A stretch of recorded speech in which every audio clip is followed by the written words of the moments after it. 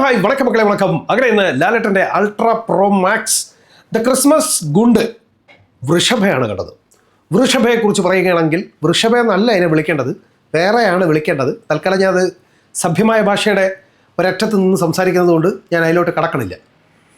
ഇനി വൃഷഭയെക്കുറിച്ച് പറയുകയാണെന്നുണ്ടെങ്കിൽ ഒരു ദിവസം നന്ദകിഷോറിനൊരു ഒരു മനസ്സിലൊരു തോന്നൽ ലാലേട്ടനെ വെച്ചിട്ട് പടം ചെയ്യണമെന്ന്. അങ്ങനെ നന്ദകിഷോർ നേരെ ലാലേട്ടനെ വിളിച്ചിട്ട് ചോദിക്കുകയാണ്, ലാലേട്ട എങ്ങനെയാണ് ലാലേട്ടൻ്റെ നാട്ടിലെല്ലാവരും വിളിക്കുന്നത്?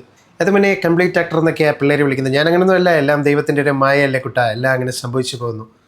നേരെ പുള്ളി ഫോൺ കട്ട് ചെയ്തിട്ട് പോയി ഒരു എഡിറ്ററിനെ വിളിച്ചിട്ട് പറഞ്ഞു, ലാലേട്ടന് വേണ്ടിയിട്ട് നമുക്കൊരു സാധനം ക്രിയേറ്റ് ചെയ്യണം. അങ്ങനെ കല്ലിൽ തീർത്ത ശിലാരൂപങ്ങൾ പോലെ ലാലേട്ടൻ്റെ വിവിധ ഭാവങ്ങൾ പേരുന്ന കല്ലിൽ തീർത്ത ശിലാരൂപങ്ങൾ വെച്ചിട്ട് ഒരു ഇൻട്രോ സീൻ, ഒരു അന്യഭാഷാ ചിത്രത്തിൽ ലാലേട്ടന് വേണ്ടിയിട്ട് ഒരു ടൈറ്റിൽ ഉണ്ടാക്കിയെടുക്കുകയാണ്.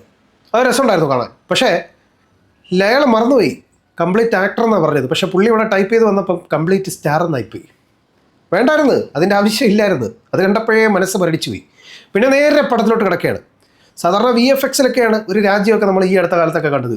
ഇത് ഹൈടെക്കാണ്. ഹൈടെക് എന്ന് പറഞ്ഞാൽ വേറെ ലെവല്. AI വെച്ചിട്ടാണ് പണിഞ്ഞേക്കണത്. AI വെച്ചിട്ട് ഒരു കൊട്ടാരവും സാമ്രാജ്യമൊക്കെ നമ്മുടെ മകിഴ്മതിയൊക്കെ പോലെ ഒരു സാമ്രാജ്യമൊക്കെ അങ്ങ് പണിഞ്ഞു വെച്ചിട്ടുണ്ട്. പണിഞ്ഞു വെച്ചിട്ട് അതിൻ്റെ ഇടയിൽ കൂടെ ക്യാമറ പറന്നിറങ്ങി താഴെ വരുമ്പോൾ ഫിഷ് ടാങ്കിനകത്ത് അരണ്യത്തിൻ്റെ സെറ്റിട്ട് കെട്ടി വെച്ചിരിക്കുന്ന വെള്ളത്തിനകത്ത് ലാലേട്ടനും ടീമും കൂടെ നിൽക്കുകയാണ്. ലാലേട്ടൻ്റെ ലുക്ക് എന്ന് പറഞ്ഞാൽ നിങ്ങളെല്ലാവരും കണ്ടിട്ടുണ്ടാവും. അദ്ദേഹത്തിൻ്റെ സ്ഥിരം വിഗിൻ്റെ പിറകെ ഒരു കോഴിവാൽ, ഒരു അങ്കവാൽ ഇങ്ങനെ കെട്ടിത്തൂക്കിയിട്ടിരിക്കുകയാണ്. മെനേ അങ്കവാല് കണ്ടു മെനേ, ഇതിടയ്ക്ക് എണീച്ച് നാണ്ടും എന്ന് പറഞ്ഞുകൊണ്ട് ഒരു അങ്കവാലെ കെട്ടി ലാലേട്ടൻ ഇങ്ങനെ നിൽക്കുകയാണ്.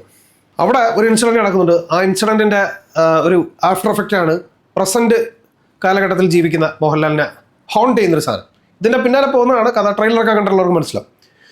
ആ സമയത്താണ് അദ്ദേഹത്തിൻ്റെ മകൻ്റെ ക്യാരക്ടറിൻ്റെ ഇൻട്രോ, അതായത് പുതിയ കാലഘട്ടത്തിലൊരു ഇൻട്രോ എന്ന് പറഞ്ഞു കഴിഞ്ഞാൽ ഇതുപോലെ നരകം പിടിച്ച ദാരിദ്ര്യം പിടിച്ചൊരു ഇൻട്രോ ഞാൻ വേറെ കണ്ടിട്ടില്ല. എന്തൊരു അപരാധം പിടിച്ച ഇൻട്രോ. ഇവന്മാരെയൊക്കെ ഒരു വിചാരം എന്ന് പറഞ്ഞു കഴിഞ്ഞാൽ നായകൻ ഒരു ഷർട്ട് ഇട്ടിട്ട് അതിൻ്റെ മേളിൽ കൂടെ ഒരു കോട്ട് ഇട്ട് കഴിഞ്ഞാൽ ഒരു ഭയങ്കര എന്തെങ്കിലും ഒരു സെറ്റപ്പാണെന്നുള്ളൊരു കൺസെപ്റ്റ് പല ആൾക്കാർക്കും ഉണ്ട് കേട്ടോ. അത് ഈ സിനിമയിൽ നമുക്ക് പല സീൻസിലും നമുക്കത് മനസ്സിലാക്കാൻ പറ്റും. നായകൻ എന്ന് പറഞ്ഞു കഴിഞ്ഞാൽ അവൻ്റെ മേളിലൊരു കോട്ട് വന്നു കഴിഞ്ഞാൽ എന്തൊരു ഒരു വലിയ സാധനമാണ്. അങ്ങനെ ഒരു കൺസെപ്റ്റ് ഈ തെലുങ്ക് കന്നഡ ആൾക്കാരുടെ ഇടയിൽ ഉണ്ടായിട്ട് എനിക്ക് പലപ്പോഴും തോന്നിയിട്ടുണ്ട്. സമർജിത്ത് ലംകേഷ് നല്ല ഒന്നാം തരം റീൽസ് ഇൻസ്റ്റാഗ്രാമിൽ കാണും. ഏതാ നമ്മൾ ഈ ബംഗാളികളൊക്കെ ചെയ്യുന്ന ഇൻസ്റ്റാഗ്രാം റീൽസ് ഉണ്ടല്ലോ, അതുപോലത്തെ അവരുടെയൊക്കെ പെർഫോമൻസിനെ കവച്ച് വയ്ക്കാൻ പോലും കെൽപ്പില്ലാത്ത നല്ല തൊലിഞ്ഞ പെർഫോമൻസുമായിട്ട് സമർജിത്തിൻ്റെ ഒരു ഇൻട്രോ. പുള്ളി അങ്ങോട്ട് വന്ന് മാരക ഫൈറ്റ്, ടാർഗറ്റ് ഈസ് കമ്മിങ് എന്നൊക്കെ പറഞ്ഞിട്ട് കുറേ സാധനമൊക്കെ കാണിച്ച് പുള്ളി ഇങ്ങനെ വരുന്നു, പുള്ളിയുടെ ഇൻട്രോ. അത് കഴിഞ്ഞ് ലാലേട്ടൻ്റെ ഇൻട്രോ. പുതിയ കാലഘട്ടത്തിൽ ലാലേട്ടൻ ഒരു ബിസിനസ് മാനാണ്, ബിസിനസ് കോർപ്പറേറ്റ് വജ്ര വ്യാപാരിയാണ്, ഡയമണ്ട് രാജയാണ്. അങ്ങനെ അച്ഛനും മോനുമാണ് ഇവർ. ഒരാൾ മുഫാസിയാണെങ്കിൽ മറ്റേ ലയൺ കിങ്, ലയൺ കിങ് മുഫസ. അവരങ്ങനെയാണ് പരസ്പരം അങ്ങോട്ടും ഇങ്ങോട്ടും വിളിക്കുന്നത് ലയൺ എന്നാ. എന്തെങ്കിലും വിളിച്ചോട്ടെ, കുഴപ്പമില്ല. കഥ അല്ലാണെങ്കിൽ നമുക്ക് കണ്ടോണ്ടിരിക്കാമല്ലോ. അങ്ങനെ എന്തായാലും അങ്ങോട്ട് പോകുമ്പോൾ ഇദ്ദേഹത്തിന് രാത്രിയാകുമ്പോൾ ചില ദിവസം പെട്ടെന്ന് കയ്യിൽ ചോര വരും. ഞാൻ വിചാരിച്ച് പുള്ളിക്കിന് പീരീഡ്സ് വല്ലതായതാണെന്ന്. അല്ല, പുള്ളിക്ക് പഴയ കാലത്തെ സ്വപ്നം ഓർമ്മ വരുമ്പോൾ കയ്യിൽ ഇങ്ങനെ ചോര പറ്റും. അങ്ങനെ രാത്രിയാകുമ്പോൾ പുള്ളി ഇങ്ങനെ ഓർമ്മകളിലൂടെ ഇങ്ങനെ കടന്നു വരുമ്പോൾ പുള്ളിയുടെ കയ്യിൽ ഇങ്ങനെ ചോര പറ്റിയിട്ട് പുള്ളി ആകെ ഞെട്ടിത്തരിക്കും. അങ്ങനെ ഈ ട്രോമയിൽ എന്താണ് പ്രശ്നം എന്നൊക്കെ മനസ്സിലാക്കാൻ വേണ്ടിയിട്ട് സൈക്കോളജിസ്റ്റിൻ്റെ ഒക്കെ അടുത്തോട്ട് ചെല്ലും. അപ്പോൾ അവർ അവിടെ വെച്ചിട്ടാണ് നായികയുടെ ഇൻട്രോ. ക്രിഞ്ച് ഫെസ്റ്റിൻ്റെ അങ്ങേയറ്റത്തെ ക്രിഞ്ച് ഫെസ്റ്റ്. ഇത്രയും തൊട്ടി ഇൻട്രോ ഉണ്ടോയെന്ന് എനിക്ക് സംശയമാണ്.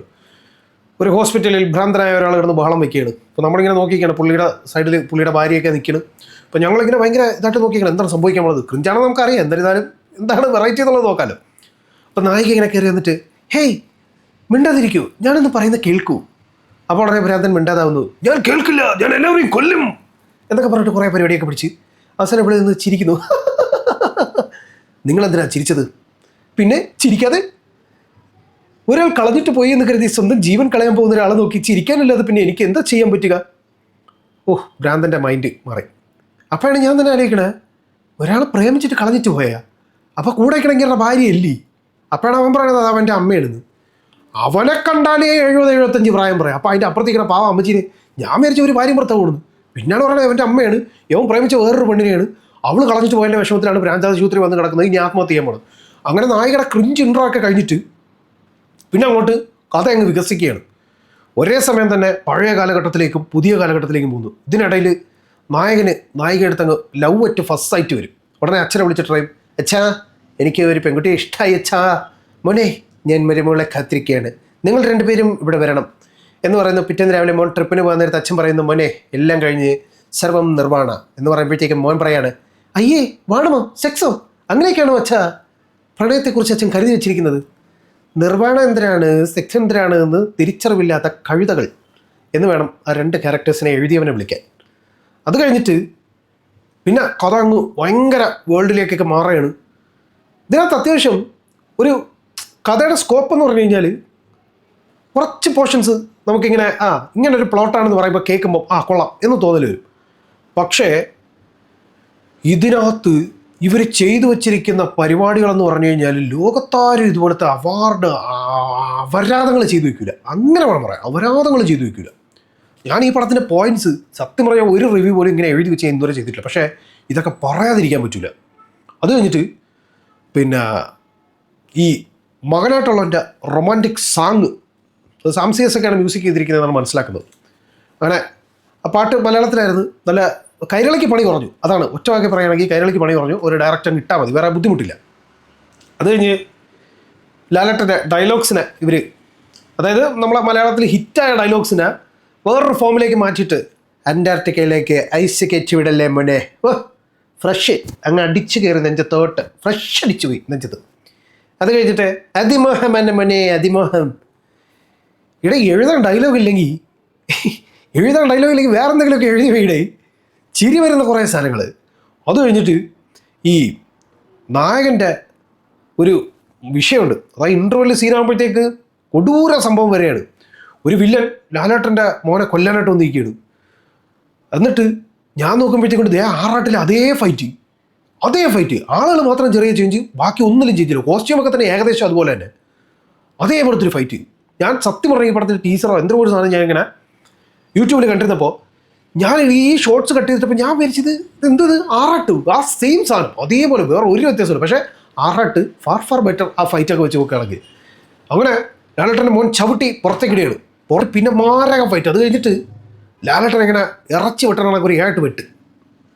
അത് കഴിഞ്ഞ് എന്താണ് സംഭവിക്കാൻ പോകുന്നത് നമുക്ക് അറിയത്തില്ല ഇൻ്റർവെൽ. അത് കഴിഞ്ഞപ്പോഴത്തേക്കൊണ്ട് ലാസ്റ്റ് അത് കഴിഞ്ഞിട്ട് പിറ്റേ ദിവസം ഒരു ഈ വിഷ്വൽ കാണിക്കുമ്പോഴത്തേക്ക് തലേ ദിവസം ഇറച്ചി വെട്ടണമെന്നൊക്കെയാണ് ലാലേട്ടനെ വെട്ടിയത്. നോക്കുമ്പോഴത്തേക്ക് ഇയാൾക്ക് ഒരു കുഴപ്പമില്ല, ഇയാൾ ദേഹത്തിന് മുറിപ്പാട് പോലും ഇല്ല.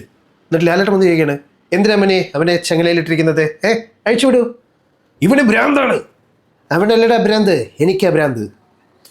ഡയലോഗ്സിൽ യാതൊരു ഒരു തരത്തിലും ഒരു കമ്മ്യൂണിക്കേഷൻ എന്ന് പറയുന്നത് ഡയലോഗ്സ്, ഒരാളൊരു ഡയലോഗ് പറയുമ്പോൾ അത്യാവശ്യം റിലേറ്റഡ് ആയിട്ടൊരു മറുപടിയല്ലേ നമ്മളെപ്പോഴും പ്രതീക്ഷിക്കുന്നത്. ഇതല്ല. ചക്ക എന്ന് പറയുമ്പോൾ ചുക്കെന്ന് പറയും. മറ്റേ കൊച്ചിൻ ഹനീഫയും ജനാർദ്ദനും കൂടെ ഇരുന്നൊരു പടത്തിലെ ഡയലോഗ്സ് ഉണ്ടല്ലോ, അതെ പാകിസ്ഥാനിൽ ഇപ്പോൾ അങ്ങനെയാണല്ലോ, അതെ പെട്രോളിന് വില കുറഞ്ഞതുകൊണ്ടാണ് ഇങ്ങനെ സംഭവിക്കുന്നത്, ഇപ്പോൾ ചാളയ്ക്ക് എന്താ വില. ഇതാണ് ഇവർ തമ്മിലുള്ള ഡയലോഗ്സിൻ്റെ ആ ഒരു റിലേഷൻ എന്ന് പറയുന്നത്. പിന്നെ പഴയ കാലത്തിൽ മാസ്ക് ഇട്ട് പോയി മരിച്ച ഒരാളിൻ്റെ മുഖം, അതായത് ഈ നമ്മുടെ സംജിത്ത് ലങ്കേഷ് കണ്ടിട്ട് പോലും ഇല്ല. പക്ഷേ പുതിയ കാലത്ത് വരുമ്പോഴത്തേക്ക് അമ്മ എന്ന് വിളിച്ചുകൊണ്ട് അവൻ്റെ ഒരു അലമുറയായിട്ടുള്ള ഇത്, അങ്ങനെ കുറേ പരിപാടികൾ. പിന്നെ ഗരുഡറാമിൻ്റെ സഹോദരൻ, അവൻ എന്തൊരു വിഷയമെന്ന് എനിക്കറിയാൻ വയ്യ. 12 കൊല്ലം ചേട്ടനെ ജയിലിൽ പെട്ടിച്ചിട്ടതിന് അടിച്ചു കൊല്ലാൻ നടക്കുകയാണ്. അവസാനം വന്ന് പട്ടിയെ പോലെ കിടന്ന് അടിയും കൊണ്ടിട്ട് ഇവർക്ക് എന്ത് ചെയ്യണമെന്ന് അറിയാം, ഇവർ തിരിച്ചു പോവുകയാണ്, ഇവർക്ക് പ്രതികാരം ചെയ്യണ്ട. പിന്നെ കുറേ അഘോരികൾ വരുന്നു, അവർ ഫൈറ്റ് ചെയ്യണ്, ഇവർ ഫൈറ്റ് ചെയ്യണ്. എന്തൊക്കെ സംഭവിക്കണമെന്ന് എനിക്കറിയാൻ വയ്യ. ശരിക്കും പറഞ്ഞാൽ ഇതിനകത്ത് ഇൻസൈഡ് നോർത്തിലൊക്കെ തൂക്കാൻ വേണ്ടിയിട്ട് കുറച്ച് ഐറ്റം ഇട്ടിട്ടുണ്ട്. ഏതാ ഈ പ്രൊപ്പഗണ്ട പരിപാടി ഉണ്ടല്ലോ, ശാസ്ത്രം ഒന്നുമല്ല, ശാസ്ത്രത്തിന് മുമ്പിൽ നിൽക്കുന്ന കാര്യങ്ങളൊന്നുമല്ല, എല്ലാം ദൈവമാണ്, ദൈവത്തിനെ എന്തും ചെയ്യാൻ സാധിക്കും എന്ന് പറയുന്നൊരു കോൺസെപ്റ്റിലേക്ക് ആൾക്കാരെ എങ്ങനെ ചവിട്ടിയിടുന്ന ഒരു പരിപാടി. പിന്നെ അതുപോലെ തന്നെ പുനർജന്മം, ഇങ്ങനെയുള്ള കുറേ പരിപാടി. ഇതിനകത്തൊരു ഫൈറ്റ് സീക്വൻസ് ഉണ്ട്. ആ ഫൈറ്റ് സീക്വൻസിൽ ഇങ്ങനെ ഓഡിയൻസ് ഇരിക്കുന്ന ഏരിയ എന്ന് പറഞ്ഞു കഴിഞ്ഞാൽ ഫുള്ള് AI ചെയ്തു വെച്ചിരിക്കുന്നത്. ശരിക്കും കണ്ടു കഴിഞ്ഞാൽ നമുക്കറിയാം ഇത് AI-യും ഗ്രീൻ മാറ്റും എല്ലാം കൂടി. ഇതിനകത്ത് പല ആക്ടേഴ്സും ഒന്നിച്ച് അഭിനയിച്ചിട്ടില്ല. ഇവരെല്ലാം ഗ്രീൻ മാറ്റിൽ നിർത്തിയിട്ട് അവസാനം കൊണ്ടുവന്ന് വെട്ടി ഒട്ടിച്ച് വെച്ചേക്കണം. ആ പരിപാടിയാണ്. അത് കാണുമ്പോൾ തന്നെ നമുക്ക് മനസ്സിലാക്കാൻ പറ്റും. അതിന് അപരാധം പിടിച്ച വിഷ്വലൈസേഷൻ. ക്യാമറമാനൊന്നും പണിയില്ല, കാരണം ഗ്രീൻ സ്ക്രീൻ അല്ലേ, ഒരു പരിപാടിയില്ല. പുള്ളി ഇങ്ങനെ ചുമ്മാ നിന്നിട്ട് ഷൂട്ട് ചെയ്ത് കൊടുക്കുന്നു, ഇവരെന്തൊക്കെയോ കാണിക്കുന്നുണ്ട്, പോകുന്നുണ്ട്. അങ്ങനത്തെ കുറേ പരിപാടികൾ. പിന്നെ രാജാവിൻ്റെ കേസിലേക്ക് വരുമ്പോഴത്തേക്ക് രാജാവ് ആരാണ് എന്ന് പറയുന്ന കുറേ സാധനങ്ങളൊക്കെ ഉണ്ട്. അതുപോലെ തന്നെ ആദിത്യവർമ്മ എന്താണെന്ന് പറയുന്നൊരു സാധനമുണ്ട്. ആദിത്യവർമ്മ ഭയങ്കര സംഭവമായിരുന്നു. എന്തൊരു സംഭവമാണ് പറയണില്ല. അങ്ങനെ നീണ്ടുപോയിട്ട് കുറേ പരിപാടികൾ. പിന്നെ ലാലേട്ടൻ്റെ വിഗ് അതോ അസാധ്യ വിഗാണ് കേട്ടോ. കൊഴിവാൽ ഇവിടെ ഇങ്ങനെ ആടി നടക്കും, പറന്ന് കിടക്കും, ഇവിടെ ഇങ്ങനെ ചരിച്ച് ചീപ്പിയൊക്കെ വെച്ച് സെറ്റ് ലുക്ക്. സിൻസിയർലി ഒരു കാര്യം പറയാം, ഇതിനകത്ത് ആർട്ട് ഡിപ്പാർട്ട്മെൻറ്റ് ഇതുപോലെ ശോകം പിടിച്ചൊരു ആർട്ട് ഡിപ്പാർട്ട്മെൻറ്റ് വേറെ ഇല്ല. ഇത്ര അപരാധിച്ച് ചിരട്ടയൊക്കെ കൊണ്ട് കോസ്റ്റ്യൂം ഉണ്ടാക്കി വെച്ചിട്ട് ഇവർ യൂസ് ചെയ്യുന്ന സാധനങ്ങളൊക്കെ ലെതറിന് തച്ച് വെച്ചിരിക്കുന്ന സാധനങ്ങളൊക്കെ ക്ലീൻ ഫിനിഷ്. പിന്നെ ഇതിനകത്തൊരു ഡയലോഗുണ്ട്, വിമാന വേഗത്തിൽ. ആ ഒരു കാലഘട്ടത്തിൽ ഒരു വിമാനം എന്ന് പറയുന്നൊരു കോൺസെപ്റ്റ് പോലും ഇല്ല.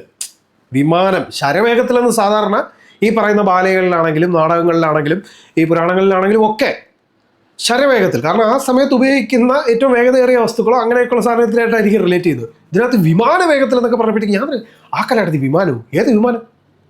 ഇനി പുഷ്പക വിമാനമൊക്കെ എടുത്ത് വെച്ചിട്ട് റിലേറ്റ് ചെയ്തെന്നൊക്കെ പറഞ്ഞു കഴിഞ്ഞാൽ എനിക്കറിയാൻ വേട്ടാ. എനിക്ക് പെട്ടെന്ന് തോന്നിയപ്പോൾ ഇങ്ങനെയൊക്കെയാണ് തോന്നിയത് സംഭവങ്ങൾ. അതായത് ഈ വിശ്വാസം അതാണ് എല്ലാം, അങ്ങനെയാണ് ഇങ്ങനെയാണ്, സയൻസ് ഒന്നുമല്ല എന്ന് പറഞ്ഞിട്ടുള്ള കുറേ കൺസെപ്റ്റുകൾ, ഇല്ലാത്ത കുറേ കൺസെപ്റ്റുകൾ ആൾക്കാരുടെ ഉള്ളിലേക്ക് അടിച്ചു കയറ്റാൻ ശ്രമിക്കുന്ന കുറേ പരിപാടികൾ, ഇതെല്ലാം കൂടെ ചേർത്ത് വരുമ്പോൾ കണ്ണപ്പയുടെ മേളിൽ ഇരിക്കുന്ന കാട്ടവരാത അൾട്രാ പ്രോ മാക്സ് ഗുണ്ടെന്നല്ല ബോംബ്, അതാണ് വൃഷഭ എന്നല്ല, ശരിക്കും വൃഷണം എന്ന് വിളിക്കുന്നതിലായിരിക്കും നല്ലതെന്നാണ് എനിക്ക് തോന്നുന്നത്. കാരണം അത്രയ്ക്ക് തരം താഴ്ന്നൊരു പടം. AI വെച്ചിട്ട് സിറ്റുവേഷനുകൾ ക്രിയേറ്റ് ചെയ്യുന്നു, AI വെച്ചിട്ട് പിന്നെ ബിൽഡപ്പ് കൊടുക്കുന്നു, AI വെച്ചിട്ട് കുറേ സാധനങ്ങൾ നടക്കുന്നു. ലാലേട്ടൻ്റെ ഫസ്റ്റ് ഇൻട്രോയിലൊക്കെ എന്തുകൊണ്ട് കാണിച്ചു വെച്ചത്, ലാലേട്ടൻ കയറ് കെട്ടി തൂങ്ങി ഊഞ്ഞാലാടുന്നു. ലാലേട്ടൻ ഇങ്ങനെ കെട്ടിക്കിടന്ന് ആടേണ്ട കാര്യം എന്താണ്?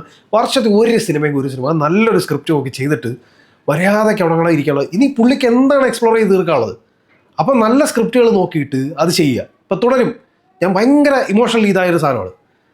അത്യാവശ്യം നല്ലത് കണ്ടു കഴിഞ്ഞാൽ നമ്മൾ നല്ലതെന്ന് തന്നെ പറയും. ഇതുപോലത്തെ കാട്ടപരാധത്തിലൊക്കെ പോയി തലവെച്ചിരിക്കാനാണ് ഈ മനുഷ്യൻ എന്ത് പ്രൂവ് ചെയ്യാനാണെന്ന്.